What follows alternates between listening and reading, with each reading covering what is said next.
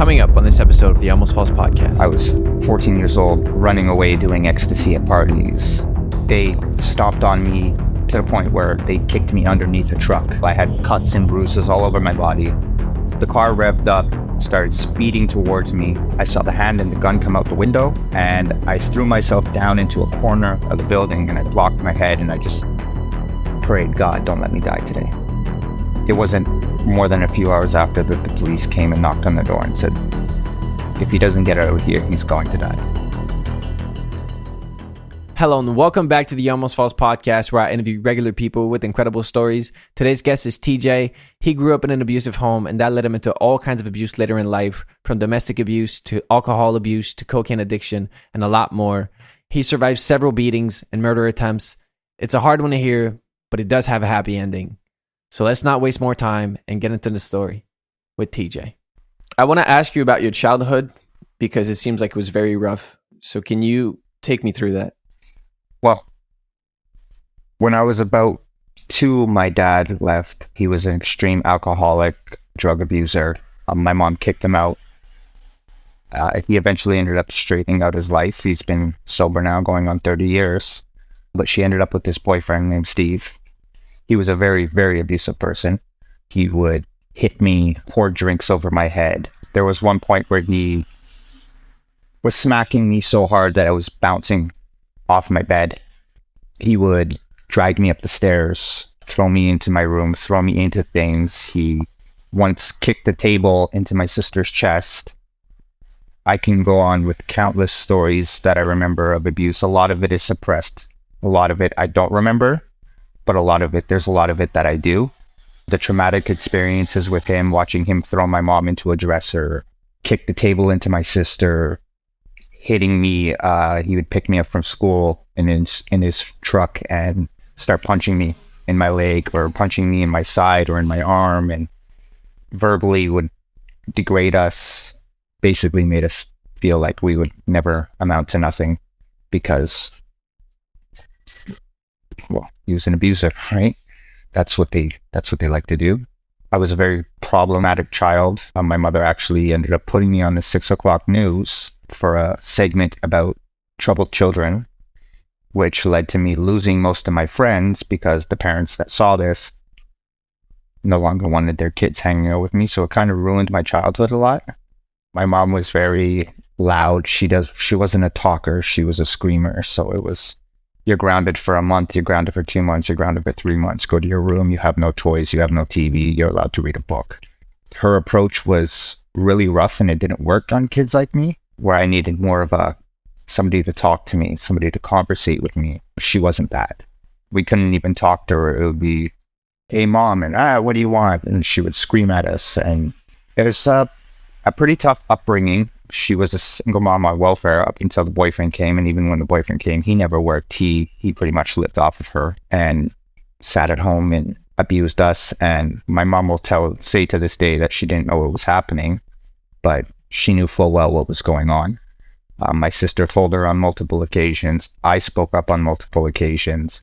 And it came to the point where I would have to apologize for lying when I wasn't lying.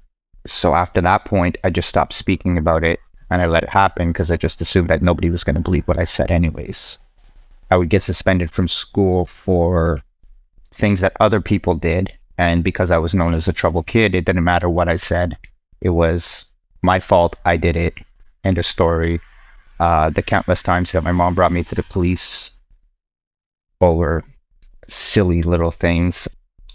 I had taken one of my stepdad's rifle bullets and brought it to school, and I was just maybe 8 at the time, so I didn't really know any better, right? Oh, I found a bullet, it's kind of cool. Brought to the police station, a whole intervention, Batshaw, just a whole mess that didn't need to happen. My mom had no idea how to properly handle me, and that led to me going to live with my father when I was about 11. Your biological father? Yes, my biological father, who is the best man I know by far. I would not be the person I am or where I am today without him. Even though I still continue to go down a dark road and involve myself with drugs and gangs and stuff like that, he still stuck by me. He was always there for me. So at 11, I went to live with him. About 2 months in, my mom didn't like how it was going, but basically I wasn't getting suspended from school. I wasn't missing any school up until a certain point where I started getting bullied at school. And I didn't want to go to school anymore. I was terrified to go to school. The teachers weren't helping me. The principal didn't care. My dad would bring me to school. I'd walk in one door and run out the other. And that led to my mom getting me evaluated at the Douglas Hospital. It started by going to her house one weekend. And at the time I was being homeschooled because I wouldn't go to school. And she decided that weekend that I was going to stay with her and her new husband. This is another guy that she started dating, in a small 3.5 apartment with him, his daughter, me, and my mother. I was completely uncomfortable with that. My dad convinced my mom to let me go back to his house for a week for homeschooling. While I was sitting with my homeschool teacher, she can tell that something was off. I wasn't mentally there. I wasn't paying attention to what was going on. She stopped me and she said, "Okay, what's happening? What's going on? Why are you so distant today?" So I explained to her, "Oh, this is the last time I'm going to see you. My mom's making me go back to live with her." And she said, "You're old enough to make your own decisions." At this point, I was about 12. So she sat down with me and called social services with me. And I told social services how my mom was abusing me. My stepdad was abusing me. The mental and verbal abuse from my mother, the physical and mental abuse from him. Bachelor got involved and they made the decision that I was to stay with my father pending a court date. My mom went off the rails. She was freaking out. The police had to be called to escort her out of the neighborhood. Then it was psychological evaluations at the Douglas Hospital. She was saying I was schizophrenic. I had this problem, I had that problem, when the only real problem I had as a child was ADHD. Long story short, I spent 6 weeks in a program called 7D in the Children's Hospital downtown Montreal. They released me and they pretty much told my father that my only problem was my mother. After that, I didn't see or speak to my mother for about 4 years. And that's when me and my father moved to Calgary. And things got worse. I got involved with the wrong crowd. I was 14 years old, running away, doing ecstasy at parties, smoking weed, selling drugs. Basically anything I can get my hands on, I would sell. Weed, crack, pills. It led me to get into a lot of trouble with a lot of people. I had got jumped multiple times by multiple people. There was at one point, there must have been about 30 kids that jumped me at my girlfriend's high school with bamboo sticks, baseball bats, belts. You name the weapon, they probably were hitting me with it. I walked away from that, surprisingly enough, pretty much unscathed. I was pretty sore, but I walked away from it. There was another time I got jumped after a teen dance by somebody who was supposed to be my friend, and they stomped on me to the point where they kicked me underneath a truck. It was brutal. I had cuts and bruises all over my body. From there, I continued selling drugs, being involved with the wrong people. Next thing I knew, I was in line for a drive-by shooting. I left my house one day to go over to my friend's house, and where I lived, it was like a series of townhouses all together, right? A complex of townhouses. Mm-hmm. And I walked in between two buildings and I looked over and I saw a car and I saw the lights turn off. And I stopped for a minute because when you're in that life, you're skeptical of everything, right? You're not somebody walking with their head down the wrong way or a car parked the wrong way starts to send anxiety through your system like crazy. Mm-hmm. So I started to continue to walk slowly, but paying attention to the car. And then the car revved up, started speeding towards me. I saw the hand and the gun come out the window. And I threw myself down into a corner of the building and I blocked my head and I just prayed, "God, don't let me die today. Don't let me die today." And the car left. I got up. I ran around the corner. I went back into my house. The next day, about 8 or 9 guys showed up at my door. My dad answered the door and he told me, "Go downstairs. Stay there. Don't come up until I tell you to." They didn't do anything to my father, luckily. I'm grateful for that. But it wasn't more than a few hours after that, the police came and knocked on the door and said, if he doesn't get out of here, he's going to die. They were determined to kill me and take me out. So I got put on a red-eye flight back to Montreal with my mother, which didn't go well at all. Me and her were constantly arguing. She had no idea how to deal with me. It had been 4 years since she'd been a part of my life, so she had no idea who I was anymore. At this point, she had another boyfriend, this guy Jerry, who was a crack addict, and she started smoking it to make him happy. Now, I was about 16 at this time. Without the supervision of a parent, I basically had the run to do whatever I want. I was going out till 3 o'clock in the morning, popping pills and drinking with my friends and selling drugs again. I got back into selling crack. I was selling weed. I was selling pills. My mom was actually smoking crack at the time, and she would go into my stash that I had in my room, and she would take little pieces out of the bags without my knowledge. Me thinking that the count and the weight was proper, I would go out and sell this stuff. And then the people I was selling to would come back and, your bags were light, your bags are light, your bags are light. It led to me getting knives put to my throat, chased down the street with baseball bats, and I ended up getting into a lot of physical altercations, a lot of fights. The amount of people that I physically hurt still to this day affects me. I think about it all the time. It was not an easy road. It was very complicated. I eventually ended up moving back with my dad, and I stopped doing that stuff. But while I was living with my mother, I was basically throwing money at her to pay the bills. She wasn't paying the bills. The next thing I knew, there was an eviction notice. At that time, me and my father were at odds. We weren't speaking. We were in a massive fight. I was basically on the street. It was a friend of mine and her mom who took me off the streets and gave me a place to stay. And from there, I started looking for jobs and getting my life back on track and not falling into the same ways that I was living in before. How old were you when that happened? 16, 17. Okay, so this is shortly after what you just talked about. Yeah, it's a very, very short period of time. Like, it all was just like one thing after the other from the time I was 5 up until the time I was 17. A lot of nonsense, a lot of trouble. There was one point I had somebody slash into my face with a knife. I still have the scar. I don't know if you can see it on the camera.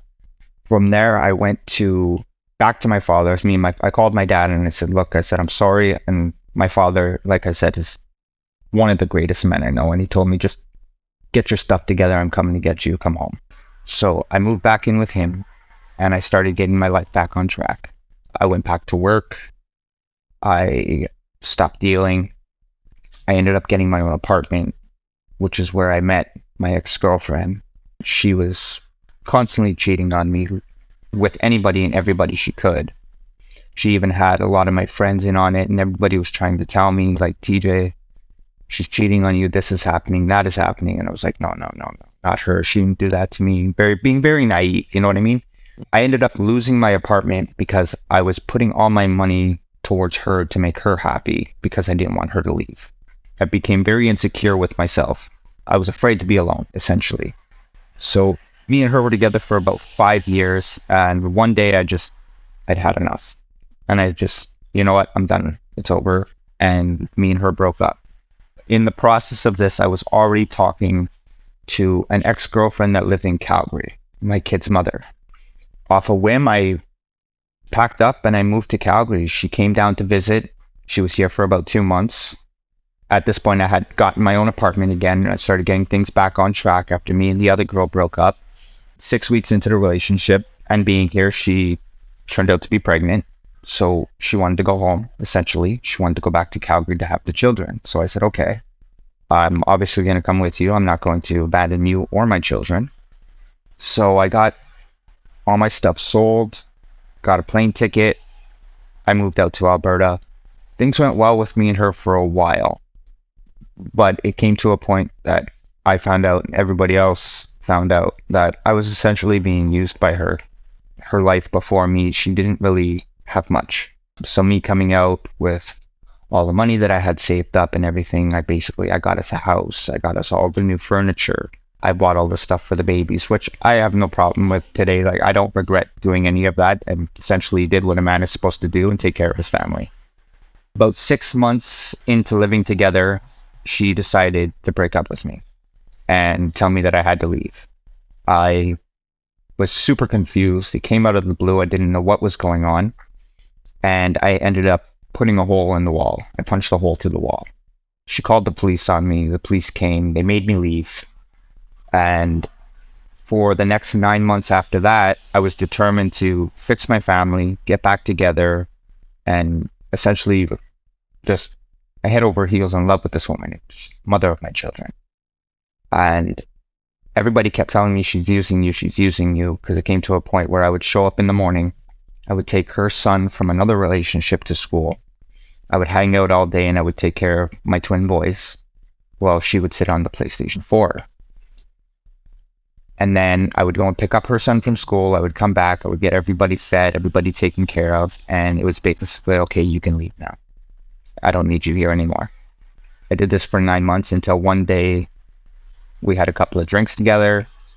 A friend of mine was over and it boiled over into a massive altercation, physical altercation. She got up and she punched me twice in the face. I pushed her down onto the couch and I ended up screaming at her, "Do not touch me." My friend gave me the key to his house, the friend that was over. He said, "TJ, go to my house. I'm going to take care of the situation." As I was leaving, she opened the door. She told me, "You're never going to see your kids again." Slammed the door and locked it. At that point, I was not a good drinker. I was a very erratic drunk. One wrong word and that was it. I ended up kicking the door in and my friend yelled at me again, "Get out of here. I'm going to fix your mess. Go to my house now." So I went to his house and I was laying there on his couch when the police came in and started flashing the light in my face. And it turned into me pushing her to a couch I threw her around the house by the throat, which did not happen. I ended up getting charged for mischief because they couldn't charge me for breaking and entering because my name was on the lease. Essentially, you can't get charged for breaking into your own house. So I got charged with assault and mischief. And I was looking to go to jail for up to 18 months. I had got a lawyer and I ended up getting what they call out there as a peace bond. So basically, keep your nose clean and stay out of trouble for a certain period of time. Report to your probation officer. When the year was over, my record would be expunged. I wouldn't have a criminal record after. So I did well with that. Everything went good. She would not let me see my children. It was about a year before I saw my boys again. But during that year that I wasn't seeing my boys, I hit rock bottom. That was the worst period of my life for me. With everything else that I went through in my life, that was the worst for me. I tried to commit suicide. I slit my wrist. I don't know if you can see it on the camera, but there's a massive scar that runs from here to here. I got brought to the hospital, got released, had to see a therapist, had to go to court-ordered anger management and counseling, which I did. Eventually, I ended up getting my boys back in my life, but it took a good year and a half. I fell heavily into cocaine. Heavily. I was using cocaine like a regular smoker would use cigarettes. I was high at work. I was high at home. And it was just non-stop drugs. That's all I could do was drugs. It was the only thing that helped without seeing my kids. Even after I got back in my kids' life, I was still using. It was more of a weekend thing than a regular thing, but it got out of hand to the point where I had kitchen bowls that you would put cereal in, filled with cocaine, and I would just sit there all weekend. There was one point I looked at the clock and it was 9 o'clock on a Friday. And the next time I looked at the clock, which really honestly felt like only an hour had passed, it was 9 a.m. on the Sunday. And my ex had called me. She needed help with the kids. And I had to essentially lie to her because obviously I was way too high out of my tree to go and take care of my kids. I told myself that was it. I'm done. I'm not doing this anymore. I stayed clean for about 2 weeks. And then I went to hang out with friends who were using, had a couple of drinks in me. That was it. Back to being a full-blown addict, doing cocaine all the time, back to using it while I was at work, back to being around my kids, high, going out and leaving my kids with my father and coming back 20 minutes before my kids would wake up and pretending to be asleep on the couch and then sitting there sketched out for the next couple of hours high off my tree. It took a long time for me to realize like enough was enough. And it was my 27th birthday. I was at a friend's house whose birthday is the day before mine, and we were all partying and doing cocaine. And then I found myself running out of cocaine, and I couldn't handle that. I was completely grief-stricken by the fact that I had no more drugs to do. I ended up sitting in a corner by myself, breaking down and crying. And I said to myself, okay, it's time to go. So I got into a cab and I went home. And that was the last time that I used cocaine. Coming up my birthday this year, it will be 7 years that I'm clean. Wow, congratulations. Thank you. It took a lot, but I detoxed myself. It was hard. I probably spent about 2-3 weeks in my bed, chills, sweating, throwing up. I couldn't eat. I couldn't sleep. My father was extremely worried about me. At the time I was living with him, we were sharing an apartment together. And he kept coming into my room and, what's going on with you? What's going on with you? I'm fine. Just leave me be. Took a good couple of weeks. I came out of it. I went down to about 105 pounds at that point. Wow. And now I'm 6 feet tall. Being 105 pounds at 6 feet is extremely unhealthy. I was practically on the brink of death. I went back to work. I started roofing with a couple of friends of mine. And I got healthy again, started putting back up my weight, and everything was going well. I was seeing my kids every second weekend. Sometimes I would take them 3 weekends in the month, and I would take one off. Any time that I can spend with them, it was not an issue. I would tell my ex, call me if you need something. I'll take the boys. Not an issue. I was clean. I was well-minded. Only thing I was concerned about at that point was being a good dad to those boys. So we did that for about 2 years until my boys were about 3.5, 4. And then one day she called me and she said, I'm outside your house. I need you to come out. So I went outside and, what's going on? She dropped the boys off at my door, looked me in the face and said, I'm done. They are your problem now. You figure it out. Okay, what's going on? At this point, I had a job and stuff to keep, and I'm like, well, what do you want me to do here? Like, obviously, I'm going to take them. I'm not going to send them away. It was basically an ultimatum of take them or I'm having them placed. So obviously, I took them.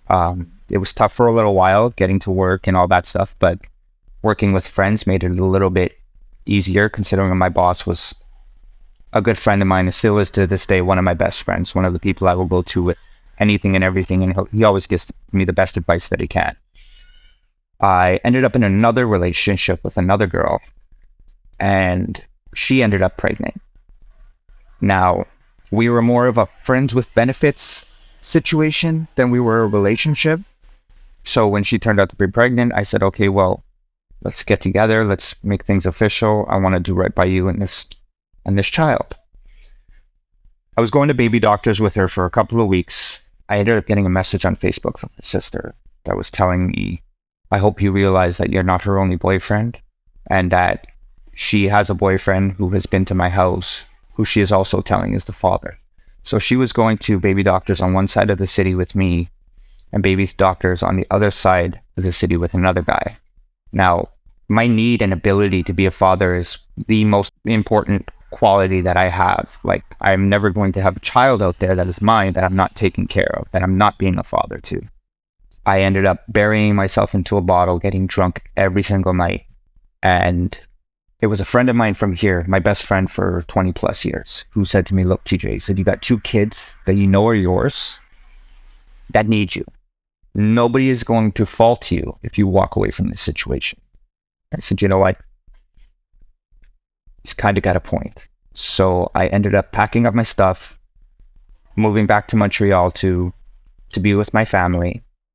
Within a month before I left, I found one of my best friends dead from drug overdose. He was on his knees in front of his bed with a pill bottle clutched in his hand.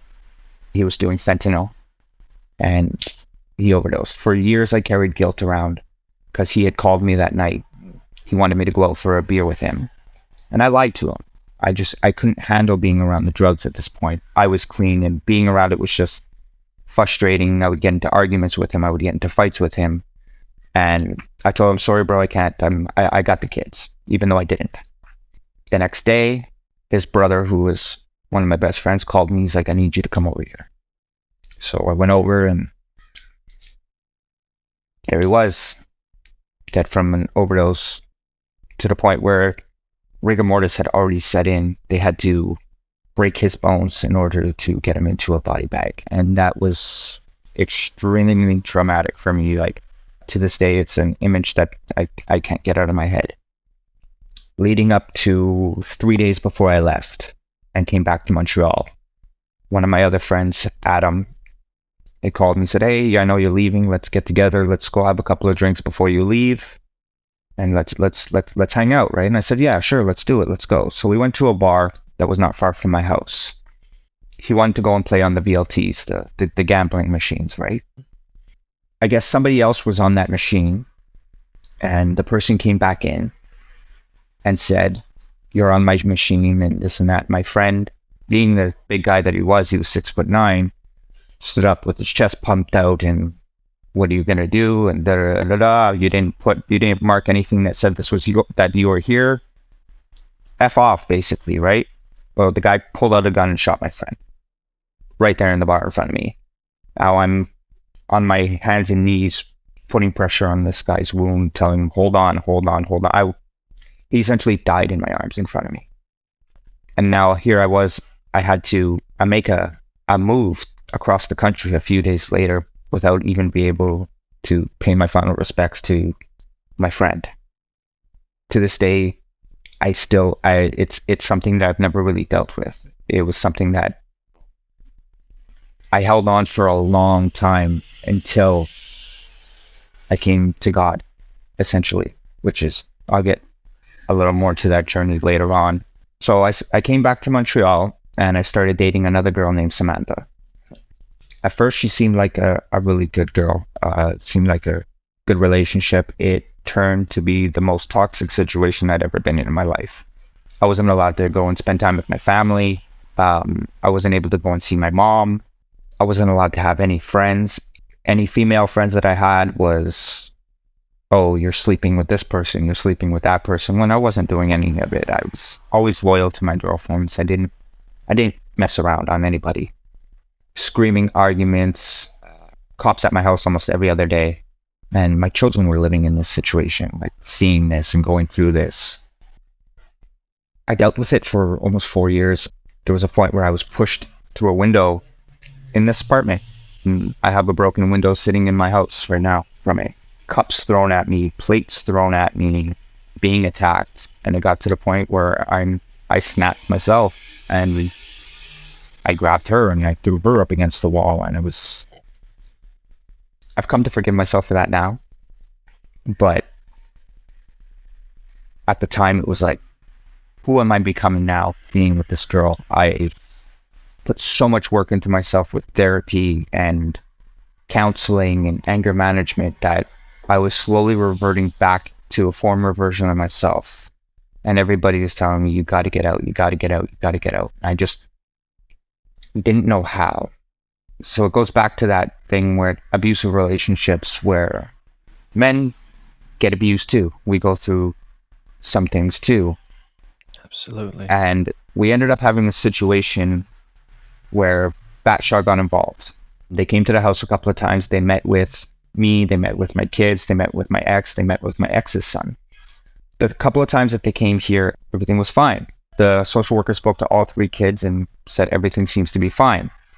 Then the social worker decided that he wanted to go over to my stepson's father's house to speak to him there.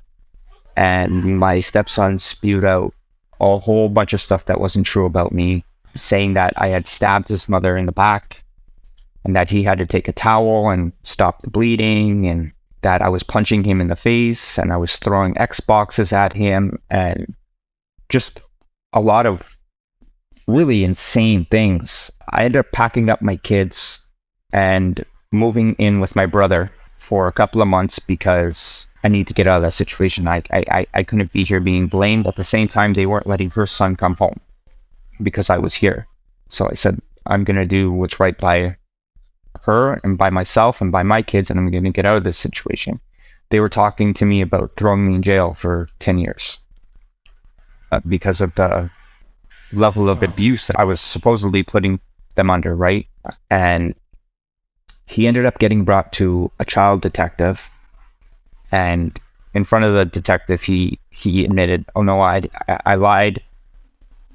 It's not true. He didn't do any of this stuff to me. And luckily, they got thrown out. The file was closed, and I was good to go. I made the mistake of moving back in, not knowing that she was seeing somebody else. And it turned into this whole back and forth. She would go and move in with him and leave me, and then a week later come back, and then go back to him, and then come back to me and be gone and be lying about it. She had left on a New Year's. It was going into 2022. And I knew that she was out with this other guy. Essentially turned into a whole problem where me and him were messaging each other back and forth on Facebook, and we were talking about meeting up and fighting, and I'm sitting there saying I'm 31 years old and I'm sitting here playing a childish high school game. So I packed up her things. She left. At this point, she had left. She went back to his house. I packed up her things, and I told her, I said, all your stuff is packed. Come and get it when you're ready. And that was it. I decided from that point, I'm not going to compromise myself for somebody else. She left, and it was about a month she was gone where she started messaging me again. She was regretting leaving. She wanted to come back, but I held my ground and I said no. I loved the girl with all of my heart. To this day, I still do. There's a part of me that will always love her. As much as it was a toxic relationship, and there was a lot of violence and a lot of aggression and screaming and yelling, there were parts of her that I was head over heels in love with. She also had a lot of mental health issues, borderline personality disorder, depression, anxiety. So I convinced myself, oh, it's not her fault. It's not her fault. It's not her fault. It's what's going on. While I was in that relationship, my mom ended up starting to use drugs again. And she came to my house. She stole my girlfriend's bank card and stole $1,200 out of her account. My ex seemed to know that it was her. She just knew. She just had a feeling. I defended my mother up and down. No. My mother would never do that. She would never steal from me. She went to rehab. She got better. And she ended up getting a picture from the store that my mom went and pulled the money from and showing it to me, and my whole world just came crashing down. I was like, no, this is not happening to me. I confronted my mother about it. She was actually picking up and dropping my kids off to school for me, not knowing that she was back into using drugs. She was clean for 7 years. She went to rehab, but going to rehab, she was arrested. She was robbing elderly people at night point to get her drugs. She went to rehab. She got clean. She became a better person. It was a lot of the reason for me coming back to Montreal was a lot of my mother. I needed the support system. I was now a single father, no idea what I was doing. So come back to Montreal. You'll have me. I'll help you. I'll be there for you. And I'll say she was for a good little while. And then she fell back into the drugs. She broke into the house. She stole the bank card. During the year that me and this girl were split up, I went heavy into the bottle. Like, I was drinking a 12 case of beer a night, if not more. Or I would get a bottle of whiskey and I would drink the whole bottle every night. Came to a point where I wasn't able to even get up in the morning. I was smoking so much weed and drinking so much, my kids weren't getting brought to school. They were missing, I think it was last school year, they had missed over 100 days of school because of my inability to take care of myself and take care of them. When they were awake, sure, I fed them and made supper, and I did the parenting thing that I was supposed to do. But as soon as they would be in sleep, bottle, and I would just get drunk every night, and I just couldn't handle the whole situation. And my family, my sister, my friends, they would plead to me like, you got to get it together. You got to stop. You need to pull yourself together. Take a look in the mirror. Really take a look in the mirror and a look at yourself. And it wasn't until 6 months ago, when my sister found Jesus, that she started talking to me about the gospel and preaching to me about different things. And you need to do this. You need to do that. You need to take this walk. You need to walk with God. And I made fun of her, honestly, for months. I was making jokes to her about God, and I just being a pesky little brother type thing, right? I always believed in God, but with everything that I went through, I just thought that he didn't care, that he wasn't there for me, that he'd left me a long time ago. I was basically essentially felt like I was a lost cause to him. And then I picked up the Bible out of curiosity. It was more of a, okay, let's see what all this fuss is about. And it was an app that I downloaded on my phone, and I started listening to it. And the more that I listened, the more that I started to understand the parables and everything that was being said in the Bible, it took over. I started to feel love and peace. All of a sudden, I was throwing my beer in the garbage. I was dumping my alcohol down the drain. I still struggled with the marijuana. I've always had problems sleeping. So that was always my crutch. Oh no, I can't quit smoking weed because I need it for sleep. Or I can't stop smoking weed because I need it for my anxiety. Well, if I don't smoke weed, I'm going to get angry. I was justifying it all with things that I just need to give to God. And over time, I've been about a month and a half now since I've smoked weed. I'm on my way to quitting smoking cigarettes. All in all, he came into my life and he just took all the bad stuff and he just flipped it all around. And today I can say I'm in a place where I'm happy. I feel safe. I feel secure. I feel like nothing in this world can touch me, because if God is for you, who can be against you, right? Yeah. And that's pretty much the story as it goes. I mean, there's a lot I'm pretty sure that I missed, a lot of things that I might have skipped over. Yeah, well, if you took the time to tell us every single part, I think we'd be Yeah, here I for think a long we'd be time. here all So day. it seems like there was a lot that was happening, especially in the beginning when you were talking. There's so much going on, and then you said it was a span of just a few years, right? So I have tremendous respect for the person that you are right now, for everything that you've gone through and where you've ended up. It's incredible to see. And I recognize a pattern earlier. You were talking about addiction, and it's a pattern that seems to have happened in you, in your mom, and your exes, where there was addiction, there was abuse. Yeah. And then for a time, you would try to get your life together, and it would work for a time, and it would just take one little trigger, and then you would right back into 100%. it. And it's been 6 months now, which is not, it's not the longest you've been. You said you were 7 years clean. It's just 6 months is a relatively small period of time compared to that. But I'm convinced that this 6 months is something that you'll keep on the rest of your life. This is not just a phase. No, this is a life turning point. 100%. Like I can't even express the ways that I have watched God move in my life. And they say that God gives us dreams, and the experiences that I've had, the dreams that he's given me, the things that he showed me, I cannot deny that he's up there watching me, and he's with me wherever I go. And I refuse to disappoint him by falling back into my old ways.